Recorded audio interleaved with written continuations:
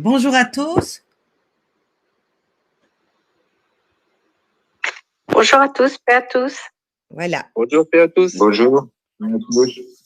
Alors, je explique. Donc, forcément, apparemment, on nous a bousillé le live. Je suppose que c'est YouTube, puisqu'on nous a coupé le flux. Donc, on le recommence. On ne va surtout pas laisser gagner les ténèbres, bien sûr. Et si maintenant, il nous recale encore, eh bien, ce qu'on fera, c'est qu'on le postera autrement. Donc, re-bienvenue à tous. On recommence donc ce même live sur le 3e commandement. Alors, qui concerne donc… Alors, je vous le dis, c'est du… En plus, on ne prépare rien à part sinon les versets. Donc, c'est clair que, voilà, Satan agit comme ça, il déteste la vérité. Et comme toute plateforme, on s'en sert, mais que ce n'est pas à Dieu. C'est l'intelligence artificielle de Satan, c'est des gens derrière qui ne sont pas pour Dieu. Donc, forcément, c'est nous qu'on est en train de tirer le flux. Bon, ça a l'air d'aller. On y va. Donc, le 3e commandement est Exode 27. Tu ne prononceras pas le nom de Yahvé ton Dieu à faux, car Yahvé ne laisse pas impuni celui qui prononce son nom à faux.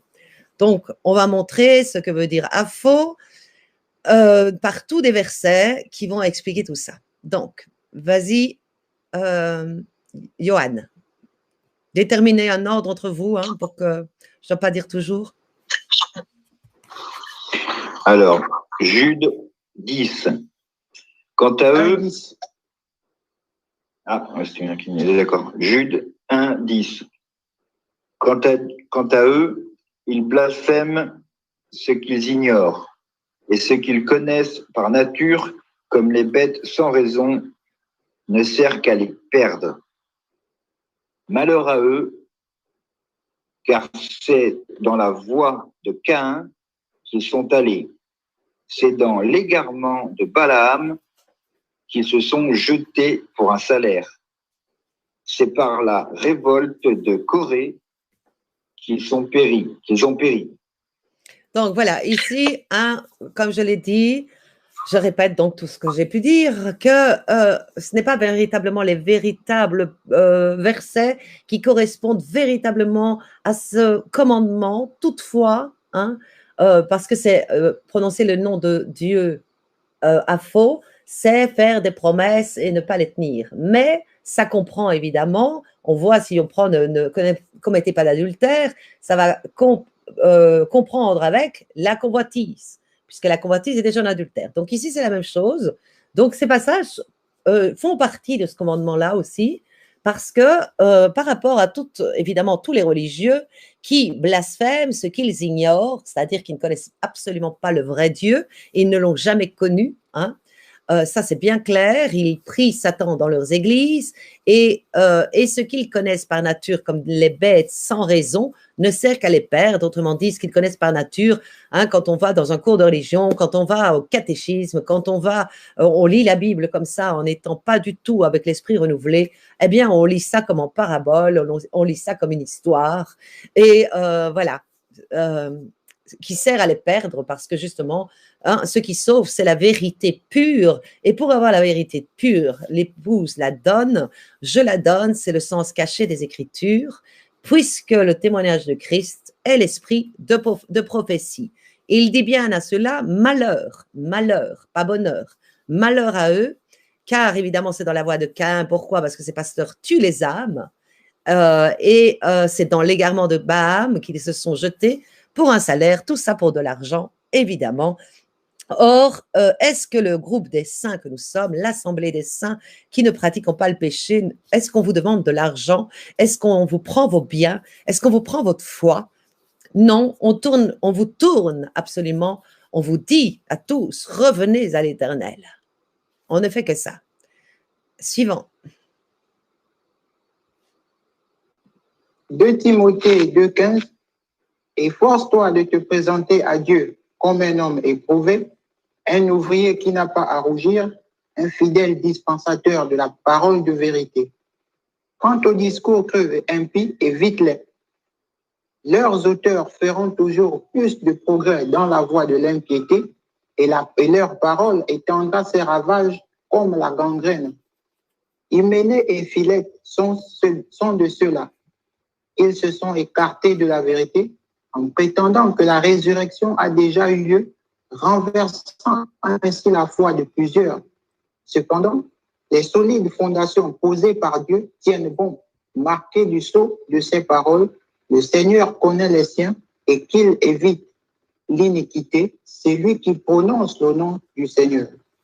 Donc, ce passage-ci, évidemment, hein, il dit que nous devons, évidemment, arriver comme des hommes éprouvés. Éprouvés, c'est-à-dire dans la sanctification totale, hein, pour ne pas avoir à rougir, évidemment, hein, lors de la révélation, évidemment, du retour de Christ Esprit en ses oins et en son oint qui s'est mis, donc ses élus, et qu'il dispense évidemment, pour ne pas rougir, de la parole de vérité pure. Hein? Et pour ça, ils l'ont que par l'esprit de vérité que Dieu a envoyé. Hein? Voici l'épouse qui descend d'en haut. Quant au discours creux des impies, voyez, creux, le discours creux parce que ça ne fait pas changer. C'est la vérité, hein, qui sanctifie. Une parole de vérité qui sanctifie. L'esprit de vérité qui vous scelle pour votre rédemption, qui vous sanctifie. Donc, les impies, les religieux, ils ont un discours creux et blasphémateur. Il faut les éviter, c'est écrit. Leurs auteurs, c'est-à-dire les pasteurs, surtout, hein, mais aussi tous ceux qui les suivent, parce qu'un fils devient comme son père. Donc, les auteurs feront toujours plus de progrès dans la voie de l'impiété. Or, c'est écrit, ils seront de plus en plus méchants. Autrement dit, ils tueront encore de plus en plus les âmes, hein, les maltraiteront, voleront leurs biens, etc. Et regardez, leurs paroles, pourtant il y a de la vérité dans leurs paroles, mais le levain fait monter toute la pâte. Or, ça va étendre, comme c'est écrit dans 2 Timothée 2,17, ces ravages, la désolation, la dévastation de la désolation, de mort spirituelle, comme la gangrène qui les ronge. Alors, on voit aussi, cependant, pour les saints, pour ceux qui ont choisi d'être en Christ, donc de vivre toute sa vie, d'être rejeté, d'aller à la croix, hein, de vivre le tombeau à part du monde, seul, etc. On voit que cela, Dieu a fait des solides fondations, déjà par les disciples, mais aussi par ceux qui sont collés à l'épouse, qui sont notamment aussi, hein, le oint, Sami, le choisi pour être la tête. Pour Christ va être la tête au retour en esprit, dans son oint Sami. Et puis, il y a tout le corps spirituel, qui est évidemment tous les élus, mais surtout les proches de l'épouse. Ce sont des rangs spirituels, évidemment aussi. Et on voit ici qu'il dit, ces solides fondations posées par Dieu tiennent bon, parce qu'on ne peut pas corrompre l'épouse. Donc, tous ceux qui restent collés à la vérité que l'épouse donne ne seront pas entraînés dans l'apostasie. Voilà pourquoi elle est cette arche. Et le Seigneur connaît les siens. Alors, ça ne veut pas dire qu'il ne connaît pas tout le monde, puisqu'il est le Créateur, il connaît tout le monde. Mais les siens, quand il dit ça, il les connaît dans une relation intime. Et ils sont marqués, regardez bien, il dit, les fondations posées par Dieu tiennent bon, marquées du sceau de ses paroles. C'est la vérité, le sceau. Quand il dit, attendez, retenez les 4 vents, donc autrement dit, toutes les catastrophes naturelles, retenez les 4 vents, que les miens soient marqués d'un sceau. C'est comme quand il a dit, mettez du sang sur vos linteaux, parce que la mort va passer. C'est la même chose. Alors, je vais lire le petit bout ici, qui est menteur, sinon celui qui nie que Jésus est le Christ. Celui-là est l'antichrist qui nie Père et Fils. Donc, évidemment, ça, on l'a déjà expliqué assez de long en large, que tous ceux qui disent que Jésus est Dieu est l'antichrist. Autrement dit, quand il dit il y a un antichrist, c'est le pape, évidemment, mais l'esprit de l'antichrist se répand pareillement et donne des fils de l'antichrist, donc des autres antichrists. On est bien d'accord. tous ceux qui nient que Dieu est venu en chair, là, que ce n'est pas Jésus qui est venu en chair en tant que fils de Dieu, ceux-là est l'Antichrist et sont anathèmes. Ils vont droit à la géhenne. Voilà, suivant. Nathalie ou Ludo? Oui. Vas-y. Ecclésiaste 5, 3, 4 et 5. Si tu fais un vœu, Dieu ne tarde pas à l'accomplir, car Dieu n'aime pas les insensés. Ton vœu, accomplis-le. Et vaut mieux faire de vœux que d'en faire un sans l'accomplir. Non, il vaut mieux ne pas faire de vœux. Ah, il vaut mieux ne pas faire de mieux vœux. vaut ne pas faire de vœux que Voilà. d'en faire un sans l'accomplir. Pardon. Oui, voilà. Ne laisse pas ta bouche faire de toi un pécheur, et ne va pas dire au messager que c'était par inadvertance. Pourquoi donner à Dieu l'occasion de s'irriter contre toi et de ruiner l'œuvre de tes mains? Donc, alors ici, voilà le véritable, on va dire, le noyau de ce commandement qui est ceci, comme je vous ai dit, ça s'étend loin parce que c'est de plus en plus affiné aussi depuis Christ, puisqu'on passe dans une alliance, une nouvelle alliance. Donc, il a accompli la loi de cette manière. Et, ça n'abolit pas les commandements de Dieu, mais ça les affine encore plus loin dans la sainteté. Comme je l'ai dit là plus haut, si on dit ne pas commettre d'adultère, si tu vas convoiter, tu commets un adultère. Donc, le commandement dit ne va pas dans l'adultère, mais ça comprend plus finement encore jusqu'à la convoitise. Pareillement ici, donc, il dit, si tu fais un vœu à Dieu, il dit ne tarde pas de l'accomplir, parce que Dieu dit que ceux qui font des vœux, autrement dit, qui promettent, qui s'engagent, qui disent des choses et qui font le contraire, ou qui n'accomplissent pas ce qu'ils ont dit, il les appelle des insensés. Il dit aussi que ça l'irrite. Et il dit aussi que leur bouche pêche. Et d'où il dit, il vaut mieux ne pas en faire que de faire ça. Si tu en fais, accomplis-les. Mais si tu n'en fais pas, c'est mieux de ne pas en faire.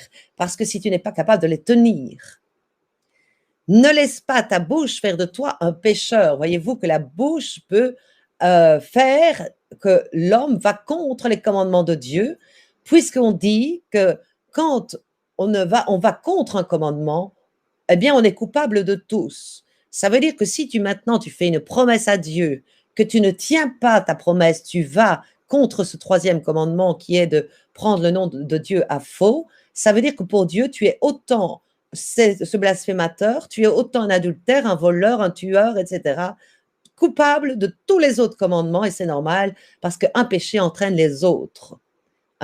Donnez-moi quelqu'un qui n'a qu'un péché. Celui qui aime le péché, un seul péché, il aime pécher dans tous les autres aussi. Donc, pour Dieu, le péché, ça montre ici qu'il n'y a pas de plus gros péché ou de moins gros. Le péché est le péché, point. Il te dit, sois saint. Arrête de pécher. Oui, suivant. Je vais lire le petit là qui est là. Deutéronome 23, 22. Si tu fais un vœu à Yahvé ton Dieu, tu ne tarderas pas à la quitter. Donc ça, c'est la même chose. Nul doute que Yahvé ton Dieu te le réclame et tu te chargerais d'un péché. Regardez, le mot acquitter, tu ne tarderas pas à l'acquitter. Ça veut dire que c'est une dette. C'est une dette envers Dieu, là, ta promesse. Alors fais-le. Dieu tient ses promesses, il donne l'exemple. Toute promesse qu'il fait, il les tient. Et si tu es de Dieu, tu deviens comme Christ, comme Dieu. Donc, s'il te dit, sois saint comme je suis saint, c'est le but. Et tiens tes promesses comme Dieu tient tes promesses. Le but est d'arriver dans la sainteté à avoir les vertus de Dieu. Donc, voilà. Suivant, oui. Ludo. Deutéronome 18, 18. Je leur susciterai du milieu de leurs frères un prophète semblable à toi. Je mettrai mes paroles dans sa bouche et il leur dira tout ce que je lui ordonnerai. Si un homme n'écoute pas mes paroles que ce prophète aura prononcées en mon nom, alors c'est moi-même qui en demanderai compte à cet homme. Mais si un prophète a l'audace de dire en mon nom une parole que je n'ai pas ordonné de dire, et s'il parle au nom d'autres dieux, ce prophète mourra. Oui. Alors, on voit ici hein, ça retourne de nouveau pour montrer qu'il y a les faux prophètes. Comme je l'ai encore dit dans l'Apocalypse, il y a que les faux prophètes qui sont annoncés. Il n'y a pas de véritable prophète. On voit que Dieu parle à l'homme. Il parle par la bouche de véritables prophètes qu'il choisit lui, pas qu'un homme choisit. Pas comme Mamadou qui a choisi Castanou pour lui mettre les mains et dire qu'il est prophète. Non. Il prend un homme de Dieu, à lui, de son peuple, qui aime la vérité, qui aime la piété, qui veut être saint, qui est saint, et il parle par la bouche de ses prophètes depuis toujours.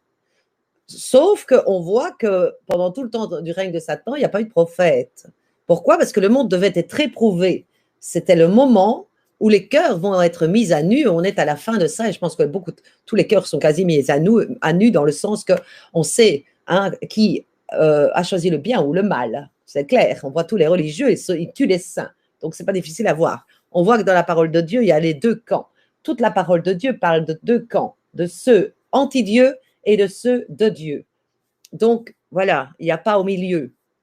Et on voit ici, donc, il parle dans la bouche d'un prophète et il dit, maintenant, si un homme a l'audace de dire qu'il est prophète, mais que Dieu n'a pas ordonné de dire, alors, mon Dieu, pour lui, ça va être grave. Il va mourir, c'est écrit. Et on entend tous ces Castanou, Will Gospel, Jésus dit, Jésus m'a dit, Jésus m'a dit, Jésus m'a dit. Or, vous voyez que c'est des hommes du diable, parce que quand les prophètes, Dieu leur a dit, quand on voit que Dieu disait, les prophètes sont dans la droiture, les prophètes ne pratiquaient pas le péché, les prophètes étaient voués leur vie à Dieu et non à Satan, ni à un homme, comme les gens vouent leur âme à un homme, comme Castanou, comme Tunasi, comme n'importe quel faux prophète. Et on voit que dans l'Apocalypse, un seul prophète est annoncé, c'est l'épouse, la prophétesse, une prophétesse, qui est l'esprit féminin de Dieu, une épouse qui descend du ciel préparé, puisque Christ a toujours est venu sur terre pour témoigner de la vérité, de la voix de son épouse, il ne faisait qu'un avec l'esprit de son épouse, qui était en lui, qui est évidemment la colombe, et puis qui est annoncée à la fin des temps, qui, elle, va maintenant, elle, témoigner de lui, et faire comme Élie, comme Jean-Baptiste, dire toute la vérité pour préparer le peuple à recevoir le retour de son époux. Voilà pourquoi c'est dans les Vierges sages, c'est elle qui crie « Voici l'époux ». Et on voit aussi que il le dit, je montrerai au Père pour demander au Père qu'il envoie en mon nom, donc Jésus, donc il y a deux personnes là, le Père et Jésus, un autre esprit, l'esprit de vérité qui vous dira toute la vérité, il ne parlera pas de lui-même, mais il dira tout ce qu'il a vu et entendu, c'est-à-dire, donc, voilà pourquoi l'épouse est envoyée pour témoigner cette fois-ci du retour de son époux et des noces divines, et se dévoiler, comme c'est écrit parmi les insensés, elle est la sagesse de Dieu. Donc ici, par contre, à cette personne, cette épouse que je suis, par la grâce imméritée de Dieu, si un homme n'écoute pas mes paroles, on peut dire ici que cette prophétesse, alors, dira en mon nom, alors il demandera des comptes à tout homme qui n'écoute pas celle qu'il a envoyée. Voilà. On continue. Samy ou Johan, je crois, je ne sais plus. Matthieu 7, 20. Ainsi donc, c'est à leurs fruits que vous les reconnaîtrez. Ce n'est pas en me disant « Seigneur, Seigneur » qu'on entrera dans le royaume des cieux. Mais c'est en faisant la volonté de mon Père qui est dans les cieux. Beaucoup me diront ce jour-là, « Seigneur, Seigneur, n'est-ce pas en ton nom que nous avons prophétisé? En ton nom que nous avons chassé les démons? En ton nom que nous avons fait bien des miracles? » Alors je leur dirai en face, « Jamais je ne vous ai connu. Écartez-vous de moi, vous qui commettez l'iniquité. Alors, ça aussi, hein, ceux qui commettent l'iniquité, on a vu aussi que la cupidité était de l'iniquité. C'est important de voir encore ici que c'est toujours dans ce commandement-là de prendre le nom de Dieu, de se servir du nom de Dieu, hein, comme ils ont envie en fait pour eux-mêmes, absolument pas pour la gloire de Dieu. Donc on les reconnaît à leurs fruits. Évidemment, c'est pas aux gemmes, aux beaux costumes, etc. Comme j'ai déjà dit, hein, à leurs fruits de sainteté ou pas, s'ils pratiquent le péché ou pas. Puisque celui qui est né de Dieu ne pratique pas le péché, on les reconnaît comme ça, c'est écrit, les enfants de Dieu, les enfants du diable. Alors, évidemment, ils s'imaginent qu'en disant Seigneur, Seigneur, eh ben, ils vont forcer le royaume de Dieu comme ça et y rentrer. Or, on voit dans la parabole hein, qu'il dit qu'est-ce que tu fais avec le vêtement hein? Tirez-lui ce vêtement et jetez-le dehors parce qu'il n'était pas digne. Donc, ça n'a aucune question pour Dieu de faire entrer des gens dans le royaume de Dieu qui disent son nom pour le blasphémer et qui ne font absolument pas sa volonté, puisque la volonté de Dieu, c'est qu'on obéisse à tous les commandements, qu'on obéisse dans toute la parole. C'est ça, croire. Donc, il le dit ici, donc, mais c'est en faisant la volonté de mon Père qui est dans les cieux. Beaucoup me diront, Seigneur, Seigneur, n'est-ce pas en ton nom qu'on a prophétisé? Voyez-vous, ils ont pris leur nom, hein, le nom de Dieu, et ils ont chassé des démons, ils ont fait des miracles, mais c'est bien écrit que la grande apostasie, c'est quoi? On est bien dans la fin des temps, on est bien dans l'Apocalypse. L'apostasie était bien le fait que justement ces faux prophètes allaient prophétiser des mensonges, de l'apostasie, allaient faire des miracles de la bête. Tout ça est écrit. Il n'y a rien dans l'Apocalypse d'annoncé comme pasteur autre que des faux pasteurs. Il n'y a qu'une femme qui est annoncée, c'est l'épouse. Donc, il dit bien aussi, jamais je vous ai connu. Écartez-vous de moi, ça veut dire qu'ils resteront dehors. Mais dehors, c'est la géhenne. C'est la géhenne. Donc, il montre aussi à quel point ici, quand tu prends le nom du Seigneur, de Dieu ou de Christ, que tes actes soient irréprochables. Qu'ils aillent dans glorifier Dieu, que tout glorifie Dieu, tes actes, tes paroles, c'est-à-dire qu'ils doivent être purs de vérité. Pour ça, tu ne peux pas être ainsi sans être converti, pardonné, d'abord repenti dans ton cœur. Converti, c'est les actes qui vont avec le repentir. Le pardon ensuite de Dieu, et puis marcher par l'Esprit et te sanctifier, et puis seulement, là tu glorifieras Dieu parce que tu as donné la vérité pure.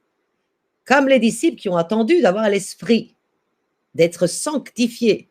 Pendant 3 ans et demi, ils ont tout laissé. Ils ont tout laissé d'eux-mêmes pour suivre Christ. Oui, suivant.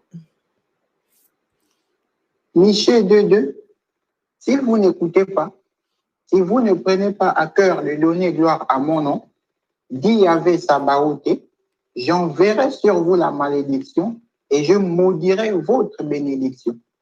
En effet, je la maudirai, car il n'est personne parmi vous qui prenne cela à cœur.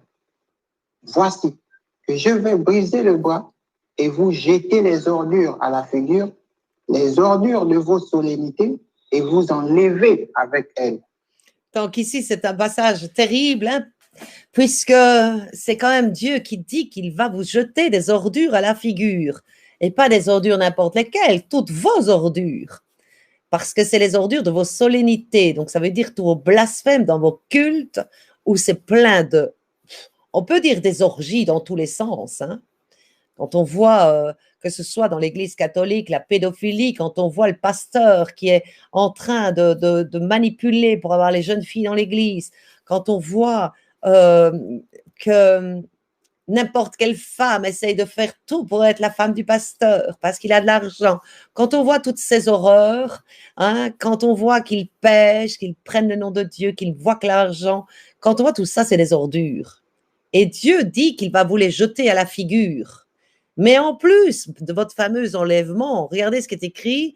Il est écrit « et vous enlevez avec elle ». Alors, vous qui prêchez tant l'enlèvement, regardez ce qu'il dit, dans quel sens c'est dit. Il va enlever tout comme c'est écrit, l'ivraie. L'ivraie qui est quoi? Qui est tous les païens qui font des abominations et tous les scandales, qui font des scandales. Et tout ça sous le nom de Dieu. C'est atroce. Donc, ils vont vous enlever, il va vous arracher par les anges, puisque c'est les gens, il va envoyer ses anges qui vont aller enlever l'ivraie, arracher l'ivraie. Donc, il va non seulement vous arracher, briser votre bras, c'est-à-dire briser vos forces, tous ceux qui sont derrière vous, qui vous donnent la puissance, parce que s'il n'y avait pas de fidèles, il n'y aurait pas de pasteur. Donc, il va briser le bras. Quand on voit Jésus est le bras droit de Dieu, voyez-vous. Donc, le bras des pasteurs, c'est tous leurs fidèles. Il va briser les fidèles et donc vous jeter, c'est-à-dire vos ordures à la figure, toutes de vos solennités, ça veut dire vous allez porter cet opprobre de toutes vos abominations et vos scandales pendant toute l'éternité aux yeux de tous. Et voilà comment il va vous enlever dans la géhenne. Alors, il dit aussi qu'il vous maudira votre bénédiction. Il n'y a pas de bénédiction pour vous, c'est fini. Pour tous ceux qui sont là-dedans et qui n'en ont rien à faire du sacré, qui sont dans des religions, de toute façon, dans toutes les religions, c'est des abominations et des scandales, c'est du blasphème de toutes les choses saintes. Donc, évidemment, à partir de là, je pense que c'est très clair, vous savez où vous allez, ce n'est sûrement pas dans le royaume de Dieu. Voilà. Alors, évidemment, il dit aussi, si vous ne prenez pas à cœur de donner gloire à mon nom. Et on va voir comment après. Oui, suivant. Jérémie 29, 8 et 9. Car ainsi parle Yahvé, Sabaoth, le Dieu du ciel, d'Israël, ne vous laissez pas égarer par les prophètes qui sont parmi vous, ni par vos devins. N'écoutez pas les songes que vous faites, car c'est pour le mensonge qu'ils vous prophétisent en mon nom. Je ne les ai point envoyés, oracle de Yahvé. Alors, quand on voit des oracles de Yahvé, ça veut dire vérité de Yahvé, ça veut dire autorité de Yahvé, ça veut dire tout ça. Quand on voit ici, c'est très clair, quand on voit « ne vous laissez pas égarer par les prophètes qui sont parmi vous », il parle ici évidemment absolument pas aux saints, puisque nous, il n'y a pas de prophètes, de faux prophètes parmi nous, puisqu'on est à l'abri, on est retiré hors du monde, dans nos chambres, comme c'est écrit, va dans ta chambre, ferme la porte et prie ton Père, il est là, ton Père. Donc nous, on est avec Dieu, notre Père, pour ma part, mon époux, et on voit ici qu'il dit bien ni par vos devins. Il parle donc bien aux religieux, aux pharisiens, parce qu'il dit vos devins. Donc ça veut dire que tout le peuple va chercher leur divination. OK? Et alors à ceux-là, il dit, à vous tous qui écoutez ces pasteurs, n'écoutez pas les songes que vous faites. Parce que, évidemment, quand on voit, par exemple, moi, en tant qu'épouse, toutes mes nuits, c'est la parole de Dieu. Mes rêves, je rêve de la parole de Dieu, je me lève le matin, j'ai une parole de Dieu dans la tête, que je médite, etc. Parce qu'on médite la parole jour et nuit. Quand on voit évidemment des gens du monde, ils vont faire des rêves selon le monde, qui n'ont des fois ni queue ni tête, voilà. Et quand on voit évidemment ceux qui sont dans l'esprit de la bête, parce que dans les églises c'est tout l'esprit de la bête, eh bien ils font des faux songes, parce que Satan imite Dieu en tout, donc lui aussi il fait des miracles, lui aussi il connaît la parole, lui aussi il donne des songes, mais tout pour blasphémer. Vous voyez bien qu'il connaît la parole quand il était au jardin d'Éden, mais il l'a trafiqué, il l'a mis dans l'autre sens. Il a blasphémé Dieu en disant, regardez, c'est un menteur, vous ne mourrez pas, il a dit, vous mourrez. Moi, je vous dis que c'est lui le menteur. Donc, on voit que les pharisiens, les religieux, ils se projettent sur vous. Ils projettent sur vous ce qu'ils sont. Alors, on voit aussi que c'est pour le mensonge qu'ils vous prophétisent en mon nom. Mais bien sûr, que Dieu ne les a pas envoyés. Ça condamne toutes les langues qui disent cet homme est un homme de Dieu. Ne touche pas au pasteur, à cet homme de Dieu. Tout cela, vos langues blasphèment en disant ça tous. Vos songes dans ces églises sont absolument pas de Dieu mais de Satan. On le voit avec Tunassi, qui a fait passer ça soi-disant d'un songe de Dieu, alors que c'est des démons. c'est Satan qui lui a mis quasi le pied sous la gorge, on peut dire, puisqu'il écrasait avec son pied, hein, pour qu'il amène plus d'âmes à la mort, évidemment, puisqu'il lui donne la richesse en échange. Donc, voilà. Suivant. Ézéchiel 22, 26. Ces prêtres ont violé ma loi et profané mes sanctuaires. Entre le saint et le profane, ils n'ont pas fait de différence et ils n'ont pas enseigné à distinguer l'impur et le pur. Ils ont détourné les yeux de mes sabbats et j'ai été déshonoré parmi eux. Ces chefs, au milieu d'elles, sont comme des loups qui déchirent leur proie et versent le sang, faisant périr les gens pour voler leurs biens. Ces prophètes ont masqué cela sous leur vision vaine et leur présage menteur, disant « Ainsi parle le Seigneur Yahvé », alors que Yahvé n'avait pas parlé. Alors, quand on voit ça, hein, c'est terrible. C'est vraiment ce qui se passe. C'est sous nos yeux. C'est véritablement sous les yeux de tous, en fait. Puisqu'il n'y a pas trois camps, on peut très bien, très facilement voir que tout ce qui est dit ici, c'est les religieux. On voit que ces prêtres ont violé ma loi. Ben oui, il n'y en a aucun qui fait les commandements là-dedans, puisque le pasteur, il vole les gens, hein, il est dans l'adultère, il prend le nom de Dieu en vain, enfin, il a tous les commandements. Il profane tout. Ils ont profané le sanctuaire. Regardez la désolation de l'abomination de la désolation, où elle ne devait pas être. Ben, le voilà, c'est dit ici. Ils ont profané mes sanctuaires. À la base, toutes ces églises, tous ces temples étaient construits normalement pour adorer le vrai Dieu. Or, ce n'est pas du tout ça qui se passe là-dedans. Ils ont inventé un faux Jésus, hein, qui est Satan, en fait. Il prend le nom de Jésus pour se proclamer Dieu, un Jésus-Dieu. Et ils transforment absolument, ils ont renversé la vérité par terre en disant ça. Et en plus de ça, ils trafiquent toute la parole. Donc, c'est bien donc eux qui ont profané les sanctuaires, qui ont fait l'abomination de la désolation. Entre le saint et le profane, ils n'ont pas fait de différence, ils n'ont pas enseigné à distinguer l'impur du pur. Non, pour eux, tout ce qui est pur même doit devenir impur. Donc, c'est pas difficile. Ils ne savent pas ce qui est sacré, ils ne prennent pas ce qui est sacré, ils mentent, hein. Donc, sur ce qui est le véritable péché et sur ce qui n'en est pas, ils inversent tout en fait. Puisque leur père est le diable, ils inversent tout. Hein? Ce qui est pur, ils en font impur. Ce qui est impur, ils disent qu'il c'est pur. Donc voilà. Ils ont détourné les yeux de mes sabbats, donc encore un commandement qu'ils ne font pas.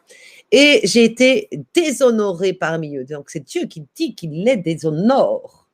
Alors ça me fait trop rire quand on voit des religieux qui viennent trouver l'épouse que je suis, hein, qui ne pratique plus le péché, qui a été éprouvé, qui a vécu la croix, qui a été sanctifié, qui est incorruptible, et qui viennent me dire, allez, va te convertir, hein, parce que franchement, là, une femme ne peut pas parler dans les assemblées.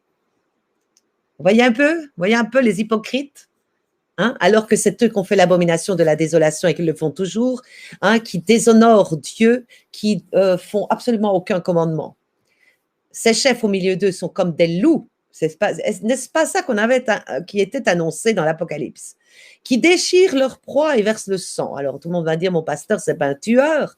Moi, évidemment, c'est une image pour dire à quel point il tue les âmes véritablement dans l'enfer, faisant périr les gens pour voler leurs biens. Regardez, là, on voit à quel point c'est les pasteurs. Et les religions, hein, le pape pareil, les prêtres, la même chose, ils violent des enfants, c'est quoi? C'est pas tuer l'âme, ça? Hein? Pour prendre leurs biens. Ben oui, ils veulent prendre la pureté des enfants en faisant ça. Quand on voit dans les pasteurs, ils prennent toutes les âmes, ils donnent à Satan, tiens, Satan, je te donne toutes ces âmes en sacrifice, parce qu'il me faut cet argent. Donc, il va voler leurs biens, mais leurs biens spirituels et matériels. Donc, donne-moi ton argent et en plus, je te prends ta foi. Hein? Je prends ton salut, parce que ton salut, tu ne l'auras pas non plus, puisque tu crois à mes mensonges. Hein? Et voilà, ils volent tout. C'est quoi le père des voleurs? C'est l'usurpateur. C'est bien Satan. Donc, ces prophètes ont masqué ça, évidemment, hein, toujours caché. Tout ce qui est de Satan est caché. Or, il dit bien, mettez tout en lumière, parce que quand on met en lumière, Satan perd sa force et il tremble. On le voit avec cet homme démoniaque, dès que Jésus s'amène devant lui, qui est lumière, Jésus qui est lumière, directement, le démon est révélé, quoi. Il se révèle tout seul. Alors, donc il cache tout ça sur des visions vaines, voyez, et leur présage menteur. Vous aurez de l'argent, vous serez riche, hein, je déclare, vous allez réussir, je déclare que je déclare et je déclare. Tout ça, ce que vous ne voyez pas dans la parole de Dieu, c'est un faux évangile, évidemment, qu'il donne là, des visions vaines. Et ben, c'est très facile. Je vois encore Will Gospel d'ici qui disait, voilà, il va chercher dans les actualités, et puis il dit, il fait passer pour le prophète, il se met en fond d'écran, il met la musique un peu lugubre pour mettre l'ambiance, hein, pour faire un devin. C'est plus ça qu'il est en train de se montrer là comme ça, comme prophète, c'est pas comme ça. Hein, il n'a pas besoin de mettre de la musique pour faire peur, hein, pour mettre les gens dans une émotion et les captiver, hein, en disant, ben voilà, il va voir ça sur le Canada, attention, avertissons les chrétiens, j'avertis, Dieu m'a dit, voilà, vision vaine. Tout le monde peut dire que, évidemment, tout le monde peut dire, tu regardes les actualités, tu vois très bien ce qui s'en vient, hein, c'est vain. Et vain en plus, parce qu'il a beau avertir tout le monde, ils vont quand même dans la GN, donc c'est complètement vain. Oui, suivant. Michée 3:11. Ses chefs jugent pour des présents, ses sacrificateurs enseignent pour un salaire, et ses prophètes prédisent pour de l'argent. Ils osent s'appuyer sur l'Éternel. Ils disent, l'Éternel n'est-il pas au milieu de nous? Le malheur ne nous atteindra pas. C'est pourquoi, à cause de vous, Sion sera labouré comme un champ, Jérusalem deviendra un morceau de pierre, et la montagne du temple une sommité couverte de bois. Donc, ben encore une fois, hein, comment peut-on encore, ceux qui écoutent les lives, ne pas avoir les yeux ouverts, car sur les 3 commandements, on a dénudé les pasteurs. La grande prostituée, elle est à nu. Quand on voit encore ici, c'est encore la même chose, ces chefs religieux, que ce soit le pape, les curés, les pasteurs, les imams, tout ce que vous voulez, hein, ces chefs jugent pour des présents. Ils ne font rien gratuitement. Or, c'est écrit, ce que tu reçois gratuitement, donne-le gratuitement. Ne vends pas la vérité. L'instruction, c'est des ordres de Dieu. Or, ici, regardez bien, et vous allez le voir dans vos églises, faites toujours la comparaison, hein, entre les deux. Ces chefs jugent pour des présents, ces sacrificateurs, donc ceux qui sont censés servir au temple, c'est-à-dire enseigner, etc., servir Dieu véritablement au plus proche, eh bien, ils enseignent pour un salaire, des sous, toujours des sous. Et ces prophètes aussi prédisent pour de l'argent, ces faux prophètes. Donc, et ils osent s'appuyer sur l'Éternel. Ben oui, parce qu'ils ont encore le culot de dire que Dieu est avec eux, qu'ils sont sauvés, qu'ils sont les élus, ils prennent tous les versets des saints.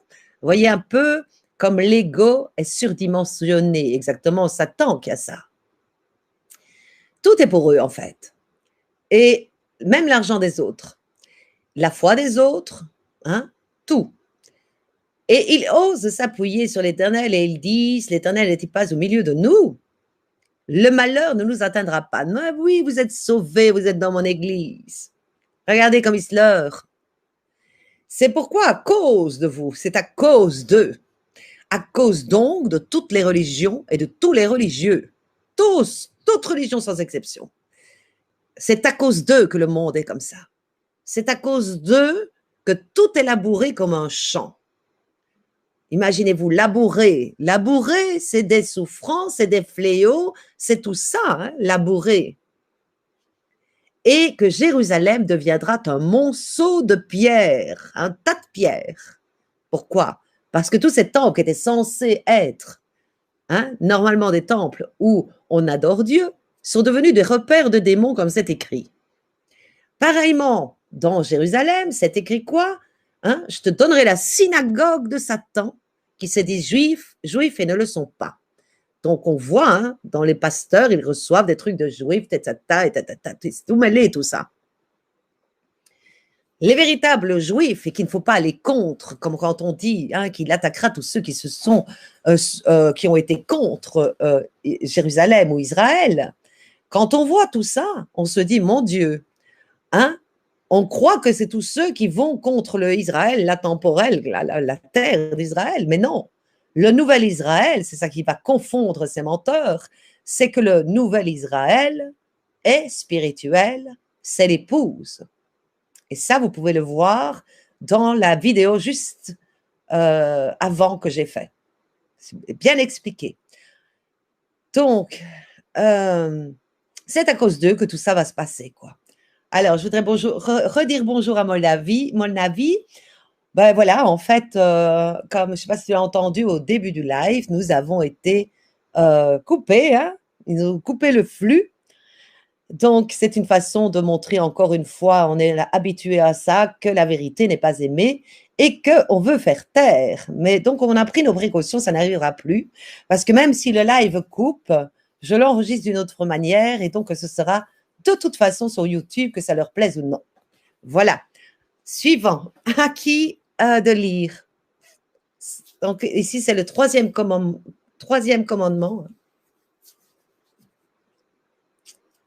Le troisième commandement, celui que nous traitons, proscrit le faux serment.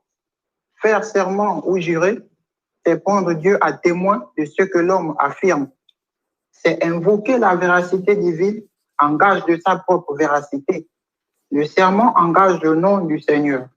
C'est ton Dieu que tu craindras, lui que tu serviras, c'est par son nom que tu jureras. Deutéronome 6, 13. Alors, regardez donc ça, hein. Le véritable faux serment, c'est vraiment faire un serment, c'est-à-dire un engagement, une promesse, jurer, c'est prendre Dieu à témoin de ce qu'on affirme. Donc, vous avez tout intérêt à ce que vous faites comme promesse, comme engagement, comme serment, soit tout à fait dans la vérité, dans la volonté de Dieu, afin que ça glorifie son nom parce que vous le tenez.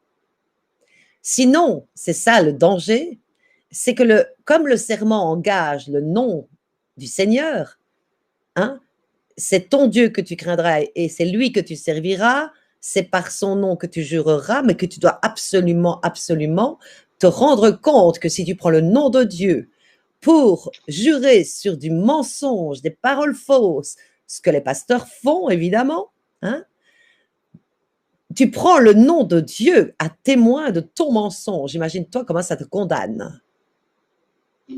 Ça te condamne.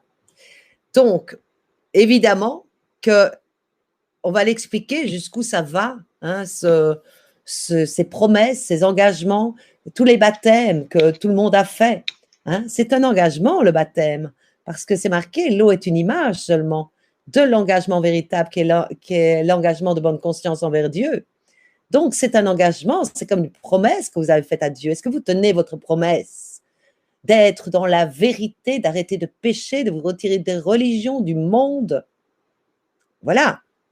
Sinon, vous allez contre ce commandement-là. Oui. La suite.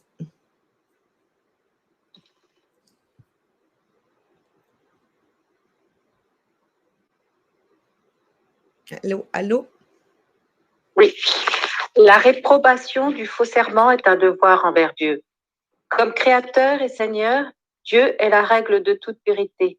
La parole humaine est en accord ou en opposition avec Dieu, qui est la vérité même. Lorsqu'il est véridique et légitime, le serment met en lumière le rapport de la parole humaine à la vérité de Dieu. Le faux serment appelle Dieu à témoigner d'un mensonge. Donc ça, c'est exactement ce que je viens de dire, hein. C'est très clair ici. C'est un, comment dire, comment je peux encore expliquer autrement? C'est le nom de Dieu, c'est pour la vérité. Il ne peut pas être employé pour le mensonge, quoi. C'est impossible. C'est parce que Dieu est la vérité, donc automatiquement, si tu emploies le nom de Dieu pour du mensonge, tu es contre Dieu et tu blasphèmes. Donc, c'est simplement ça, c'est très clair. Il n'y a pas 36 façons d'expliquer ça. Hein. Évidemment, pour ça, imaginez-vous, ben ça, je vais le dire plus loin. Donc, voilà, le faux serment appelle Dieu à témoigner d'un mensonge quand vous mentez. Voilà. Oui. Et parjure, celui qui, sous serment, fait une promesse qu'il n'a pas l'intention de tenir ou qui, après avoir promis sous serment, ne s'y tient pas. Le parjure constitue un grave manque de respect envers le Seigneur de toute parole. S'engager par serment à faire une œuvre mauvaise et contraire à la sainteté du nom divin. Voilà. Donc, c'est clair, il y en a combien qui font une promesse en sachant déjà bien à l'avance qu'ils ne la tiendraient pas. Hein, c'est clair. Quand vous faites une promesse, ne la faites pas si vous n'êtes pas certaine à 100% de la tenir. Hein? Je disais quand mes enfants étaient petits, hein, c'était une valeur chez moi et dans la famille. D'ailleurs, ils aimaient ça, hein, les enfants, parce que quand je disais je vous promets, alors quoi qu'il arrive, je le faisais quoi. Donc ils criaient de joie quand je disais je vous promets parce qu'ils savaient que ce serait fait. Donc, mais encore plus avec Dieu, parce qu'ici c'est c'est un serment avec le nom de Dieu. C'est ça surtout. Ça veut dire que si vous prenez le nom de Dieu pour mentir, regardez bien comme là, vous anéantissez pas que le nom, mais toute la gloire, toute la vérité, toute la sainteté, toute la pureté de Dieu. C'est un péché grave, ça. Hein? C'est être vraiment anti-Dieu, c'est être comme Satan. Or, dans ces églises, ils font ça. Dieu m'a dit, Dieu m'a dit, Dieu m'a dit et Dieu m'a dit alors qu'il n'a pas dit. Tout ce genre de choses-là. Donc, véritablement, alors, ne prononce pas le nom de Dieu, mais tous les blasphémateurs, évidemment, comment voulez-vous qu'ils fassent du commerce? Hein? Si maintenant, ils ne prenaient pas le nom de Dieu devant pour combler toutes leurs abominations, qui les suivrait? Ils ont eu bon de se dire, waouh, les gens ont été d'un coup appelés de Dieu, appelés, pas sauvés, appelés. On voit en 2015 tous ces gens, ce mouvement qui s'est réveillé, la foi qui était toute nouvelle, etc. Waouh, oui, Dieu existe. Voilà ce qu'est être appelé. Maintenant, en étant appelé, il y a tout un chemin à suivre. C'est pas parce que tu as appelé que tu es converti et repenti. C'est juste l'appel de Dieu qui ouvre tes yeux sur le fait qu'il existe, c'est tout. Donc, à partir de là, quand on voit aujourd'hui ce que ça a donné, comme les pasteurs ont tout sali, blasphémé, souillé, pris la foi des jeunes, qui étaient jeunes dans la foi à la base. Ils ont pris tout ce qu'il fallait et avec ça, ils avaient le nom qu'il fallait prendre pour eux, hein, pour faire tout du business et voler tout à ces gens-là. Voilà. Suivant.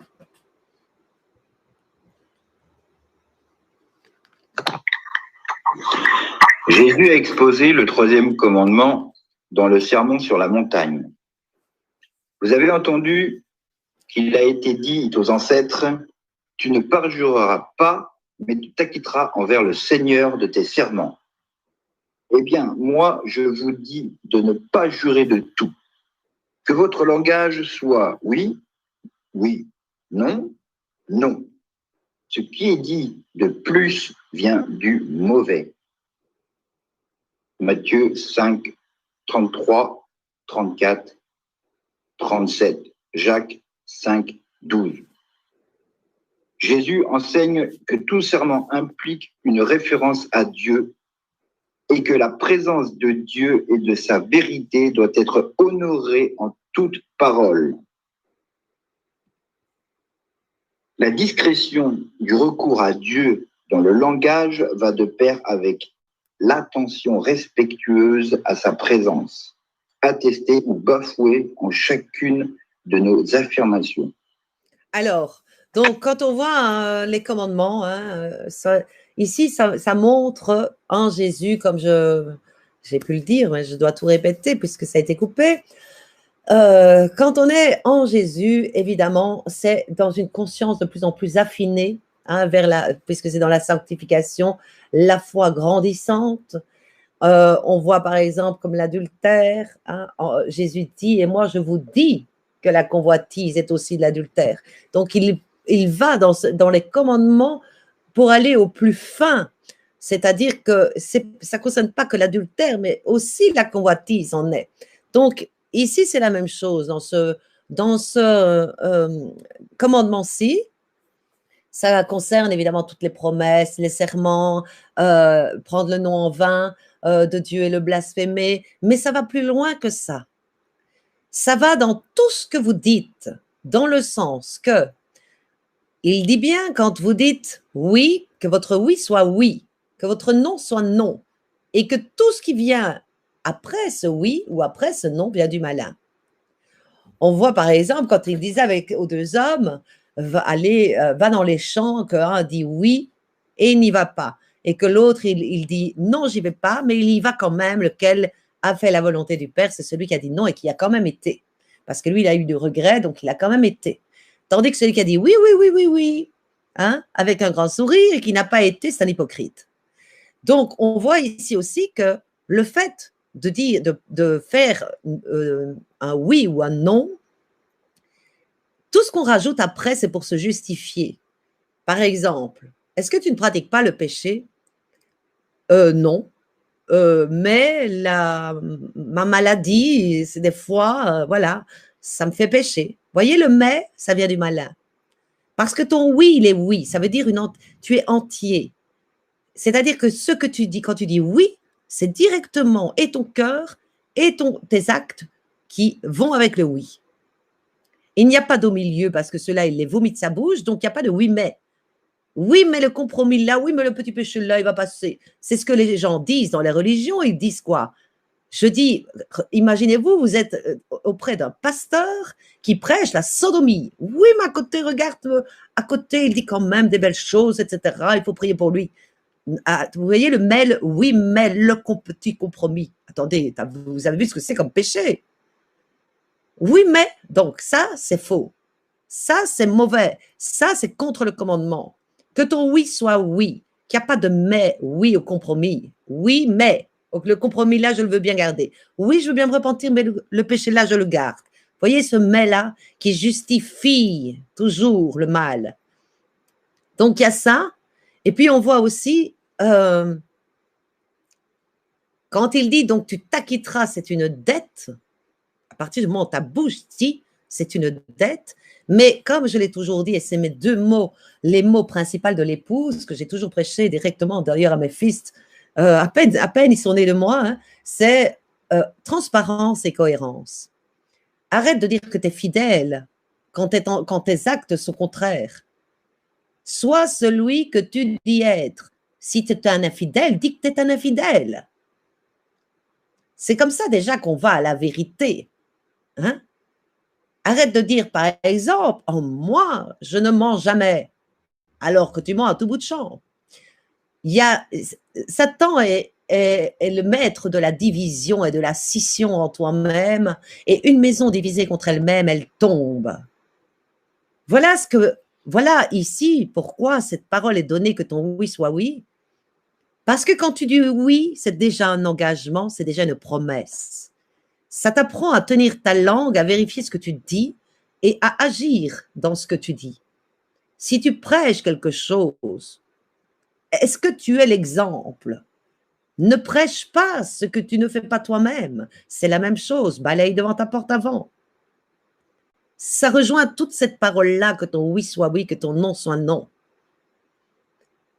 Il vaut mieux quelqu'un qui dise non, hein, et il y va, parce qu'il va dans le sens de la parole de Dieu et de la volonté de Dieu. Il a dit non, mais il se repent et il dit, je vais quand même faire la volonté de mon Dieu. Voyez la différence, c'est dans la repentance. Tandis que celui qui dit oui, mais oui, nous adorons notre Dieu, oui, vous êtes sauvés, vous êtes dans mon église, mais oui, vous êtes bénis. Hein? Alors que le mais, vous le voyez dans tout ce qu'ils font, le mais, il est tout à fait contraire. Le mais, les actes sont contraires à ce qu'ils disent. Hein? Leurs lèvres disent, mais leur cœur est loin de moi. Il ne doit pas y avoir ça. Tout ce que vous dites comme affirmation sont des actes, et tout acte a une conséquence. Si c'est un acte qui va avec la parole que vous dites, dans le bon, vous serez béni. Si vous dites des choses et que les actes sont contraires, vous serez maudit. Parce que Dieu, il regarde les actes. Voilà pourquoi les paroles des pasteurs, c'est du blabla, blabla et blabla, parce qu'ils font tout le contraire de ce qu'ils prêchent. Quand vous voyez M. Castanou qui dit vous devez crucifier la chair, et alors que crucifier la chair, et que fait-il avec un beau costume? Crucifier la chair veut dire arrête de toutes ces choses vaines. Accroche-toi à la vérité, à te convertir, à te sanctifier, ton âme, pas ta chair, pas te faire tout beau, pas plaire à tout le monde. Ça, c'est l'ego. Voyez, ça aussi, ça fait partie de ne pas prendre le nom du Seigneur à faux. Voilà. Quand il dit que Jésus enseigne que tout serment implique une référence à Dieu, c'est clair. Parce que quand tu dis quelque chose et que tu fais autre chose, tu mens. Tu es un hypocrite. Donc, tu n'es pas dans la volonté de Dieu et tu déshonores Dieu et tu déshonores sa parole. Voilà. Ça montre aussi dans ce passage qui est dit ici que ça donne, quand tu dis un oui et que tu fais ce que tu dis, en acte, en parole et dans ton cœur. L'homme, il est âme, esprit et cœur. Il faut que les trois soient dans la cohérence et la transparence. Quand ces trois-là sont ensemble, tu peux dire que tu es quelqu'un de sincère et d'honnête. Jamais autrement. Tu es malhonnête et tu es hypocrite, c'est la vérité. Tu veux avancer, alors entends la vérité, accepte. Accepte que oui, tu es hypocrite parce que tu dis oui, tu dis des choses et que tu fais le contraire. Donc, voilà, je voulais vraiment marquer ici ce qui est dit ici, c'est un respect à Dieu, ça. C'est, tu honores non seulement le nom de Dieu, mais la parole de Dieu, la volonté de Dieu. Dieu, il aime la cohérence. Dans le millénium, il n'y a pas un homme ou une femme qui sera éternel et qui ne sera pas transparent et cohérent. Ça, c'est clair, c'est la pureté même, c'est la sainteté même. Voilà. Suivant. La sainteté du nom divin exige de ne pas recourir, bon, pas du nom divin, hein. La sainteté du nom de Yahvé exige de ne pas recourir à lui pour des choses futiles et de ne pas prêter serment dans des circonstances susceptibles de le faire interpréter comme une approbation du pouvoir qu'il exigerait injustement. Lorsque le serment est exigé par des autorités civiles illégitimes, il peut être refusé. Il doit l'être quand il est demandé à des fins contraires à la dignité des personnes ou à la communion de l'Assemblée, car le Seigneur ne tiendra pas pour innocent celui qui invoquera son nom pour tromper. Amen. Donc ça c'est clair, hein, on le voit par exemple, les choses futiles, par exemple, les pasteurs, ils vont employer le nom de Dieu pour tout. Hein. Hein, Dieu a dit, allez, hop, tu me donnes ta femme parce que Dieu a dit. Vous voyez, bon, ça c'est pas futile, c'est grave. Mais je veux dire des choses futiles jusqu'à la petite chose, quoi. Hein. Fais ça pour moi parce que Dieu a dit. Va me faire autre service, Dieu a dit tout, Dieu a dit tout le temps, quoi. C'est toujours le nom de Dieu qui sert à tout, vous voyez. Mais aussi dans les tribunaux aussi, hein, où c'est des gens qui sont francs-maçons, par exemple, qui ne sont pas du tout en Dieu et qui jugent sur la Bible. Imaginez-vous. Donc, ce genre de choses. Ils prennent Dieu à témoin. Hein, à des fins d'ailleurs contraires, combien contraires à la dignité des personnes. On le voit combien de fois, ça. Parce que, évidemment, la justice aujourd'hui est corrompue, mais ils ont juré sur la Bible, imaginez-vous. Autrement dit, ils ont juré sur la vérité. Tout ça, c'est sur leur tête que ça va revenir. Et évidemment, à ne pas aller contre la communion de l'Assemblée. Hein? On ne parle pas de l'Assemblée des Églises, parce que là, justement, ils vont contre ce commandement-là, eux. Hein? Ils n'ont aucune dignité des personnes. La dignité de la personne, c'est le respect de la personne. C'est aussi hein, l'amour de cette personne, du salut de son âme. Donc, tout ça, il n'y a pas dans les églises. Vous pouvez rêver. Hein? C'est une fausse apparence. Et les gens sont pour finir, ils aiment ça. Quand je vois des fois Tunasi, comment il hurle sur ces gens, comment il les maltraite verbalement, c'est de la manipulation d'un pervers narcissique. Mais les gens, ils disent « Amen, crie-moi encore dessus ». C'est incroyable. Alors, par contre, moi, quand je prends un ton ferme dans mes vidéos contre les pasteurs. Ben là, oh, comment tu peux être l'épouse? Tu as tellement de haine. Mais je suis entièrement en paix. C'est pas parce que le ton de ma voix est ferme que je ne suis pas en paix. Et je suis dans la droiture. Je fais la volonté de Dieu. Et dans tous les cas que je révèle ou que je fasse justice, c'est Dieu qui fait par moi. Parce que moi, la femme Muriel, elle est passée à la croix. Voyez-vous? Voilà la différence entre un saint et un faux pasteur. Voilà, on peut continuer. Connaître le nom de Dieu ne veut pas dire pouvoir en disposer pour notre plaisir. Dieu lui-même nous met en garde contre l'usage à faux de son nom. Tu ne prononceras pas le nom du Seigneur ton Dieu à faux. Exode 27.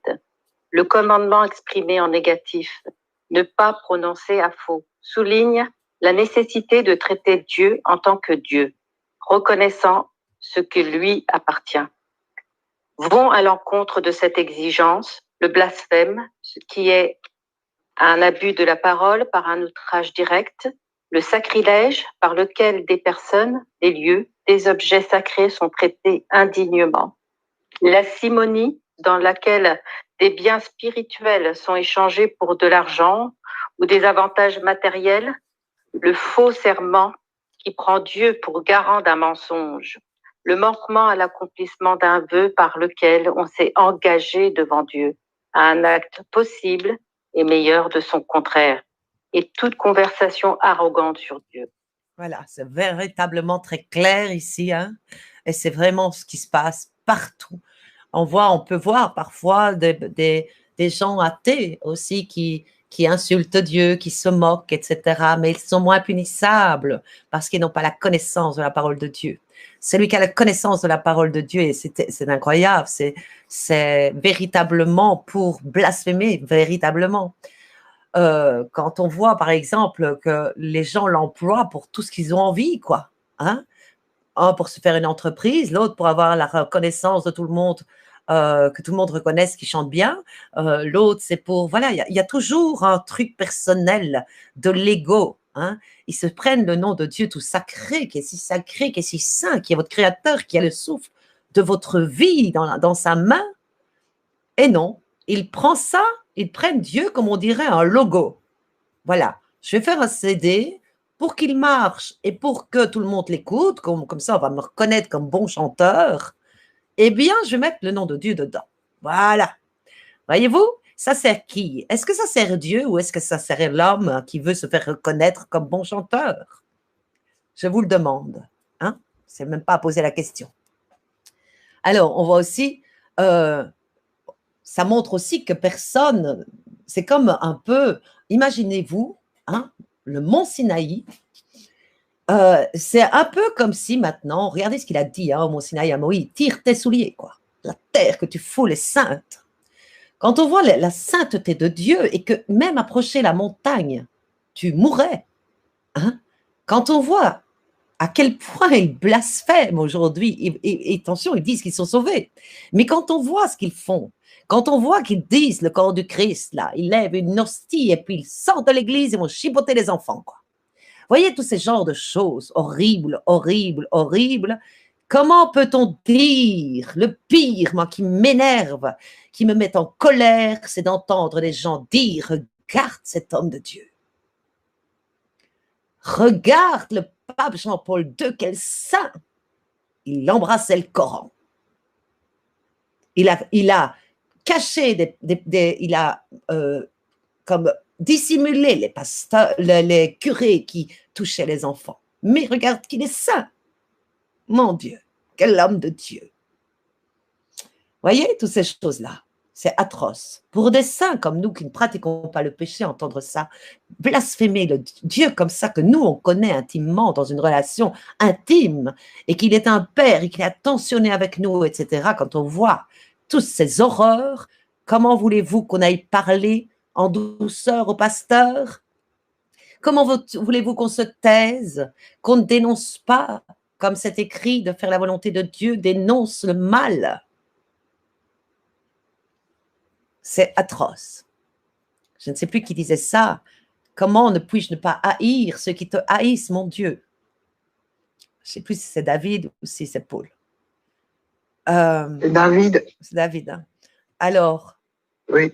on engage Dieu dans tout. Ils engagent Dieu dans tout. Mais pour leur perdition, pour de la malédiction, tout cela dans les églises, ils se disent protégés. Ils se pensent dans l'arche avec le pasteur qui est un homme du diable, mais complètement déjà. Lui, il n'y a pas de salut pour lui, entendez-moi bien. Il n'y a pas de salut pour lui. Il ne saurait plus se repentir. Quand tu aimes l'argent, tu t'engages dans les choses du monde. Tu fais des prêts, tu fais tout ça, ça te lie. Ça te lie à ton mal. C'est ça qui te retourne contre toi. Parce que tu peux jamais plus te repentir. Tu ne vas pas laisser tes prêts. Qui va les rembourser? Hein? Ça te lie. Tu es lié à Satan. Il t'a scellé. Tu aimes l'amour des richesses jusqu'au dernier franc. Et tu sais quoi? Dans l'AGN, tu as l'éternité entière pour travailler, rembourser tout ce que tu dois à tout le monde au centuple. Voilà. Tu as aimé l'argent?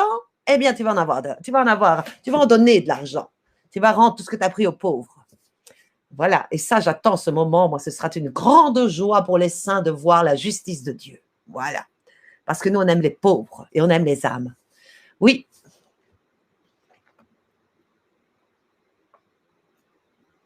Si toute injure adressée à un homme sera soumise au tribunal, Matthieu 5, 22, combien plus l'injure faite à Dieu, spécialement dans le blasphème. Celui-ci est le contraire de l'adoration et de la louange que la créature doit à son Seigneur. L'usage inconsidéré du nom de Dieu est déjà un manque d'égard. L'usage qui est fait par mensonge pour renforcer la tromperie, c'est essayer de détruire l'identité de Dieu en le rendant objet de la volonté humaine. Blasphème, parjure, profanation du sacré sont des péchés très graves. Ils éloignent de Dieu au point de faire ceux qui les pratiquent des alliés de Satan. Ah oui, ceux qui sont alliés des pasteurs sont alliés de Satan. Parce que lui, c'est Satan qui parle dans sa bouche, qui blasphème ainsi. Ça ne peut pas être quelqu'un d'autre. Il n'y a pas trois personnes. Il n'y a pas un demi-Satan, il y a Satan et il y a Dieu. Non, c'est Satan ou Dieu. Donc, c'est clair que celui qui parle, le pasteur, sa voix est celle du diable, de la bête. C'est clair. Parce qu'il montre par ses actes qu'il est en tout blasphémateur, qu'il est pécheur, mais volontaire, parce qu'on a beau leur dire, ils n'abandonneront pas leur argent, ils sont liés, scellés par Satan. Hein?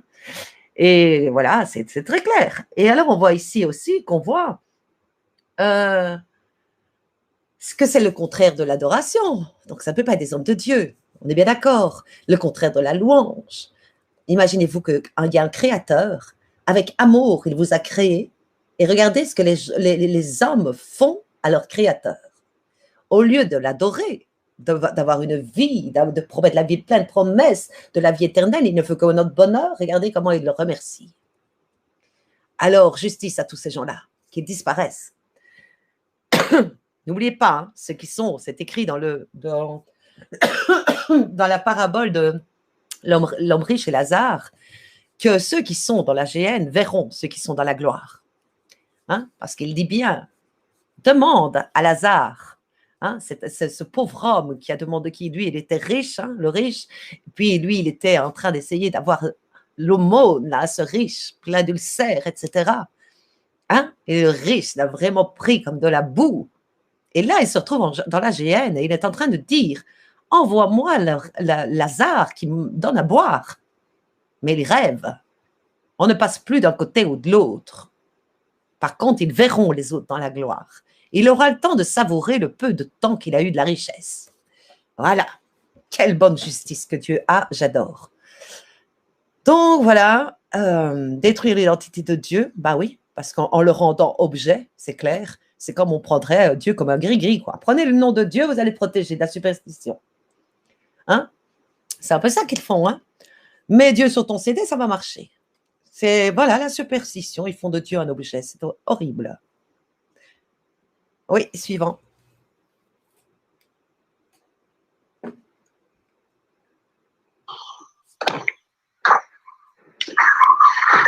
Quand ils abusent du nom de Dieu, quand ils s'en servent mal, l'homme ose prétendre se l'approprier, l'utiliser en se le soumettant à lui-même pour s'en servir, le posséder pour en faire ce qu'il veut. Invoquer le nom de Dieu doit toujours viser à correspondre au dessein de Dieu, c'est-à-dire au salut de l'homme.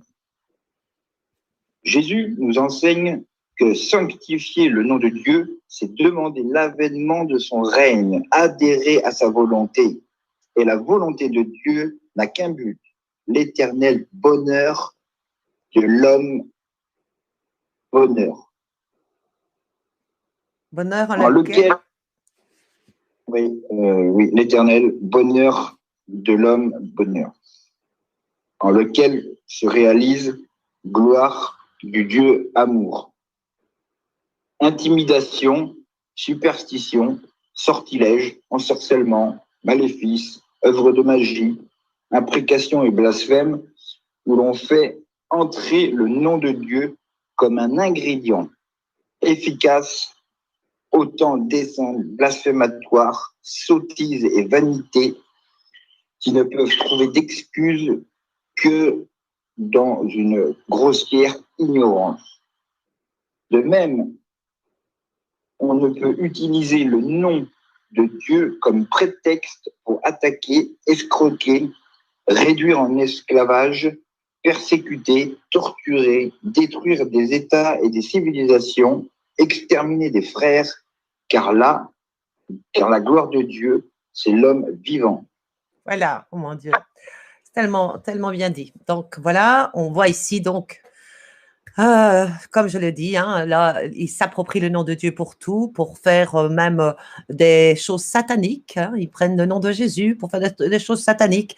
En Afrique, les incantations, toutes leurs coutumes hein, de magie où ils mettent le nom de Jésus là-dedans.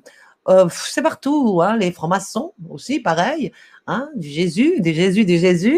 Voilà, c'est tout ce qui est, en fait, c'est logique d'un côté. Parce que, qu'est-ce que Satan veut? Il veut la place et de Dieu, la place de Christ et la place de l'épouse. Sans doute pour ça, Jézabel. Donc, voilà, il veut tout usurper. Donc, voilà, et il déteste l'homme. Il ne faut pas oublier que Satan déteste l'homme, il déteste Dieu.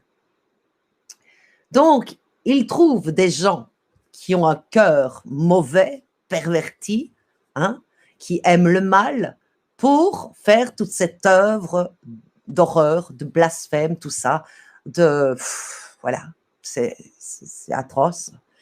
Alors, les pasteurs, ils se servent, ils prennent le nom de Dieu, ils ont trouvé le mot magique pour eux, hein, pour escroquer. Ils ont une raison d'escroquer, hein, une raison de culpabiliser les gens. Si tu ne donnes pas, tu vas être damné. Hein, tout ce genre de choses horribles qu'ils pratiquent. Donc, tout ça, ils se servent de tout ça pour escroquer, pour faire des sortilèges, des ensorcellements. Viens, je vais te désenvoûter, paf, ils te mettent tous ces démons, ils te les mettent en toi. Alors, c'est normal que tu te roules par terre. Ben oui, c'est logique. Quand on voit aussi que Dieu est un ingrédient donc à tout, hein, ils vont faire, je ne sais pas moi, tout ce qu'ils vont faire en fait, tout ce qu'ils vont faire de mal, ils vont mettre le nom de Dieu ou de Jésus dedans. Voilà. Tous ceux qui servent Satan ne font que ça. Regardez les gouvernements, ils font pareil. Ils réduisent le peuple en esclavage. Vous voyez le Trump, qui est le faux prophète, qui lève sa Bible en l'air. Hein, mais il aime aussi le faux Jésus-Dieu, là, des protestants. Voyez-vous, lui est véritablement le faux prophète. Mais regardez un peu, tout le monde est pro-Trump. On est presque en train de dire qu'il va sauver le monde. Eh bien, ils vont être très surpris. Parce que quand je vois que ce soit Biden, hein, je suis encore tombée sur un franc-maçon ce matin, quand on voit Biden et toute la franc-maçonnerie et tout ça, et qu'on voit Trump qui est le faux prophète, alors les gens, évidemment, ils ne pensent pas à Dieu. Hein. Ils disent, lequel va-t-on choisir? Va-t-on choisir Biden ou Trump? Ils oublient Dieu, eux. Nous, ce n'est ni Trump ni Biden. Nous savons que Dieu emploie un méchant contre un autre méchant. Un méchant extermine le premier méchant, et puis Dieu va se retourner contre le second qu'il a utilisé. Il a fait ça dans toute sa parole. Donc, ils sont en train de dire, oui, on va prendre le moins pire. en apparence. En apparence. Parce que Trump a l'air d'un sauveur en apparence. Pourtant, c'est bien le faux prophète. Alors, qu'est-ce qui va se passer? Eh bien, ils vont avoir le résultat de leur choix. Parce qu'un véritable chrétien, est-ce que vous voyez Jésus qui a fait de la politique? Est-ce que Jésus a dit à ses disciples, vous allez voter pour Rome, hein? Quand on voit un Barabbas qui essayait de faire, qui était un zélote, qui lui était un rebelle contre l'ordre romain, est-ce que Jésus a fait pareil que lui a suivi? Est-ce qu'il a suivi? Hein? Barabbas? Non. Il a dit, celui qui prend l'épée périra par l'épée. Voilà ce qu'il a dit. Il ne s'est jamais mêlé de politique, puisque un véritable chrétien croyant, normalement, hein, je dis bien le véritable, hein, parce qu'il y en a peu d'élus, hein, le véritable, il va se confier à Dieu quoi qu'il arrive, c'est Dieu par Christ qui le sauve. C'est quand même Dieu qui a dit, mets du sang sur tel linteau et qui a sauvé les Hébreux. On est bien d'accord. Mais les gens mettent tout, vous voyez, ils sont charnels. Quand on voit, par exemple, Trump qui l'a mis à la présidence, je me rappelle, c'était rempli dans tout Facebook des pro-Trump. Votez Trump, votez Trump. Tous les protestants faisaient des trucs exprès pour mettre Trump au pouvoir. C'est fou, hein? Seulement, ils oublient que du côté de Satan qu'ils sont, c'est de la traîtrise qu'ils vont avoir. Voyez-vous? Il n'y a pas d'amour là-dedans.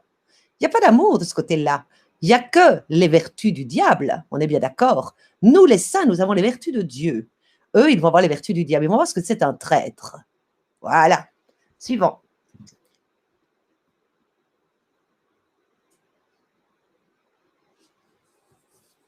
Je sanctifierai mon Saint-Nom.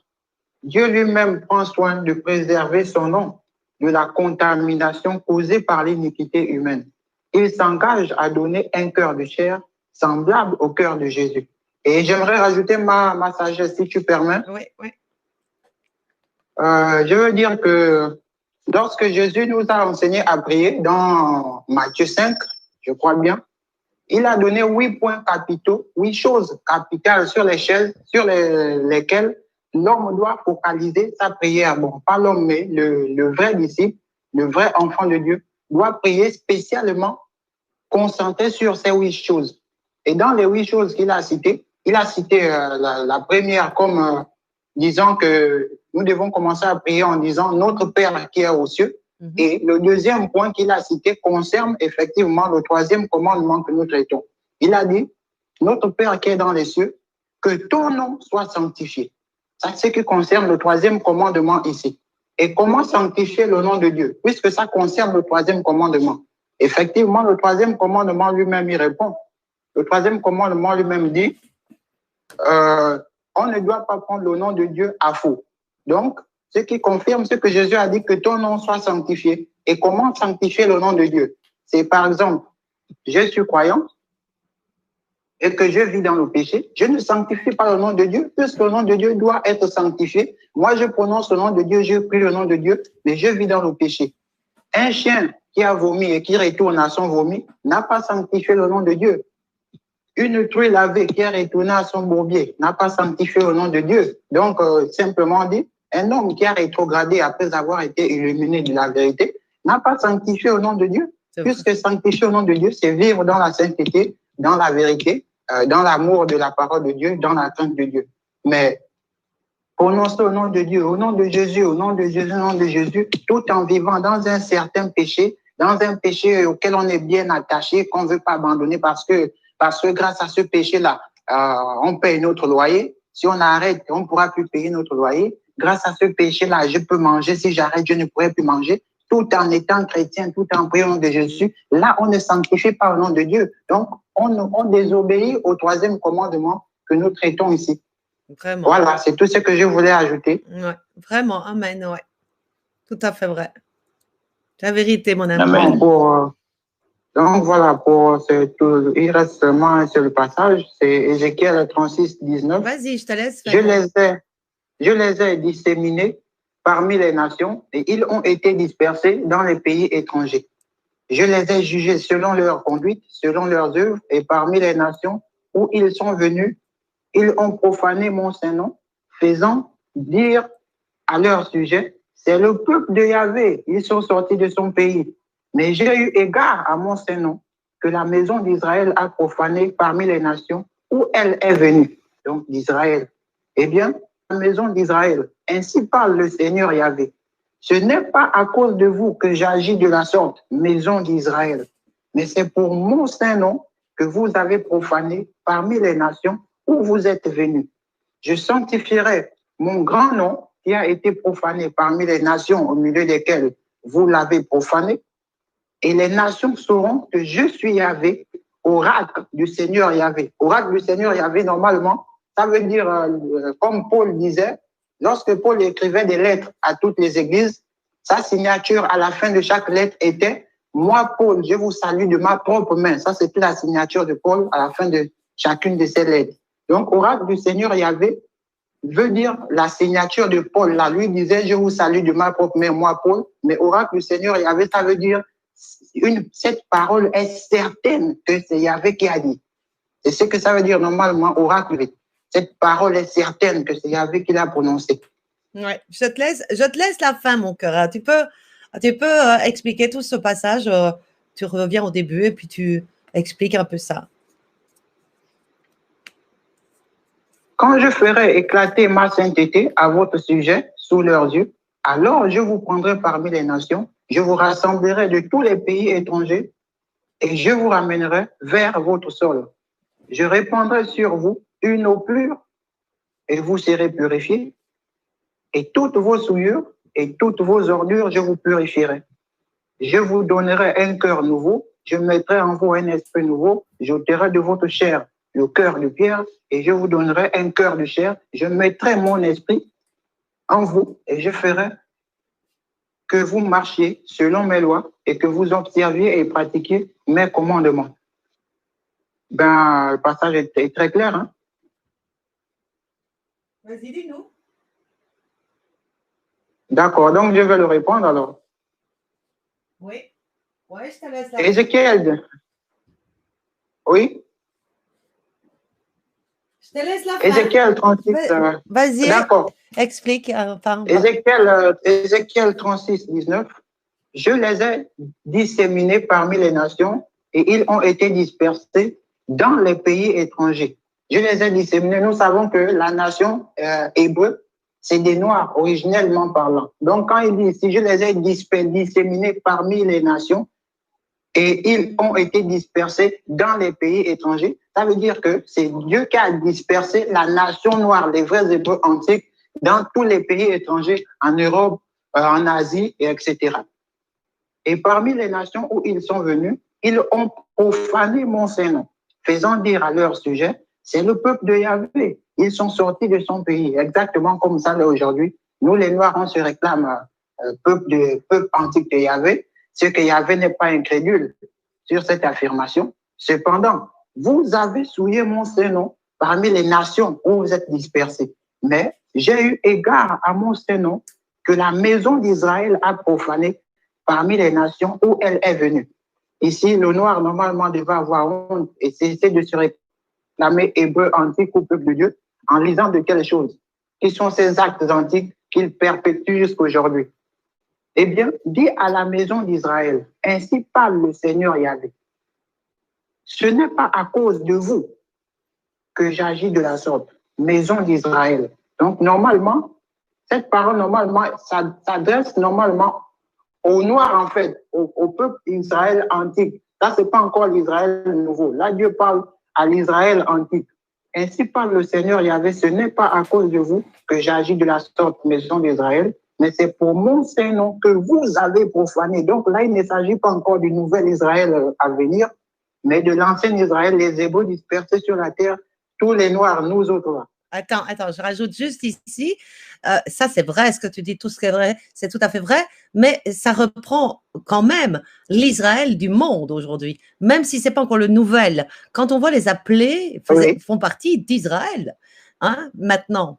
Tous ceux qui sont appelés de Dieu, qui ont malheureusement, qui sont tombés dans les églises, hein, c'est aussi tu vois, il parle au peuple antique, ce que tu expliques, et j'aime bien parce que justement, tu es africain, donc tu peux bien en parler.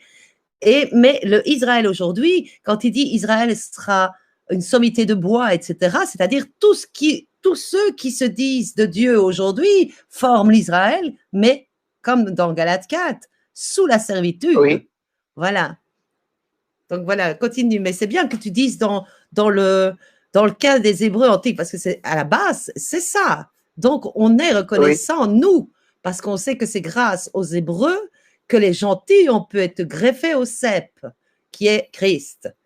Mais maintenant, il faut que les Hébreux se rendent compte, ouvrent les yeux sur leurs péchés. Au lieu de dire, oh, les gentils, c'est de leur faute, la traite des Noirs, des ci, des ça, il faut qu'ils ouvrent les yeux. Et voilà, c'est pour ça que je veux te faire expliquer ça du côté des Hébreux antiques. C'est juste parfait. Vas-y, continue.